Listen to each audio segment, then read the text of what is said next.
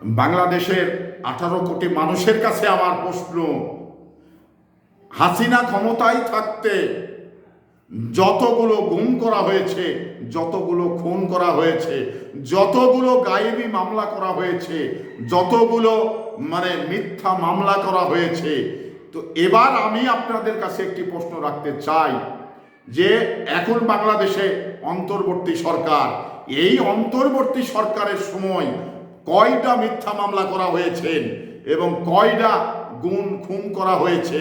মিথ্যা তথ্য দিয়ে হাসিনা ফায়দা লুটার চেষ্টা করছে। তার আগে আপনাদের জায়গা থেকে আপনাদের সত্য কথাটা মুখ থেকে বলতে হবে, এটা জাতির কাছে বলা প্রয়োজন। কিন্তু আপনারা চুপ করে থাকবেন না, কারণ আমরা এই 15 বছর হাসিনা ক্ষমতায় ছিল, তখন দেখেছি যে খালি মিথ্যা মামলার ছড়াছড়ি, এমনকি পুলিশ নিজে বোম ফুটিয়ে বিএনপির বিরোধী দলের উপরে মামলা চাপিয়ে দিয়েছে। একটি মানুষ ঘটনাস্থলে নেই, অথচ বাড়িতে ঘুমালেও মামলা হয়েছে।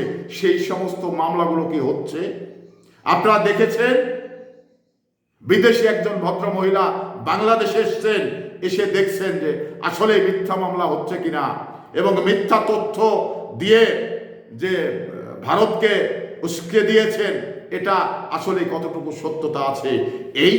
এই বিষয়গুলো আমি আপনাদের কাছে একটি কথা বলতে চাই যে আসলে হাসিনা যেটা করেছে তার এক অংশ বাংলাদেশে এখন হচ্ছে কি, এটা আপনাদের বলতে হবে।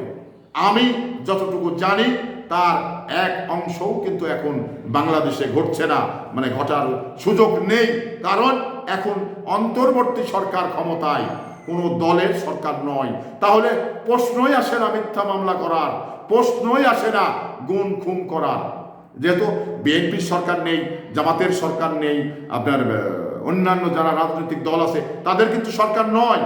এই সরকার হলো বাংলাদেশের সাধারণ মানুষের সরকার, এই সরকার হলো ছাত্র জনতার সরকার। তাহলে এবার এই ছাত্র জনতার সরকার যখন, তাহলে কেন বিএনপির কথা শুনবে, কেন জামাত ইসলামের কথা শুনবে, অন্যান্য দলের কথা কেন শুনবে? কারণ তারা নিরপেক্ষ কাজ করতে চায় এবং নিরপেক্ষ কাজই করে যাচ্ছে আমরা এখন পর্যন্ত যেটা দেখতে পাচ্ছি। কারণ আপনি আপনার এলাকায় যদি থানা আপনি গিয়ে থাকেন, তাহলে বুঝতে পারবেন যে পুলিশ এখনো কিন্তু বিএনপির পক্ষে কাজ করছে না, পুলিশ এখনো কিন্তু জামাতের পক্ষে কাজ করছে না। কারণ তারা তাদের কাছে যেটা মনে হচ্ছে ন্যায্য, তারা সেটা ন্যায্য করার চেষ্টা করছে। এই হলো বাস্তবতা। এই যে হাসিনা যেটাই বলুক আর যেটা বলেই ভারতকে উস্কে দিক এবং পশ্চিমা বিশ্বকে যেটাই বোঝাতে চাচ্ছে, আসলে কিন্তু সঠিক নয়। এবং আপনাদের কাছে 18 কোটি মানুষের কাছে আমার প্রশ্ন যে এই ঘটনা ঘটছে কিনা এবং ঘটছে কি ঘটছে না, এটা আপনাদের জায়গায় থেকে আপনাদের সোচ্চার হতে হবে। অথচ এই বাংলাদেশের মানচিত্রকে হেয় করার জন্যে, এই বাংলাদেশকে বিশ্বের দরবারে হেয় করার জন্যে এই ভারতে বসে থেকে একটি ভুল তথ্য দিয়ে এই ধরনের একটি বিশৃঙ্খল পরিবেশ তৈরি করতে চাচ্ছে।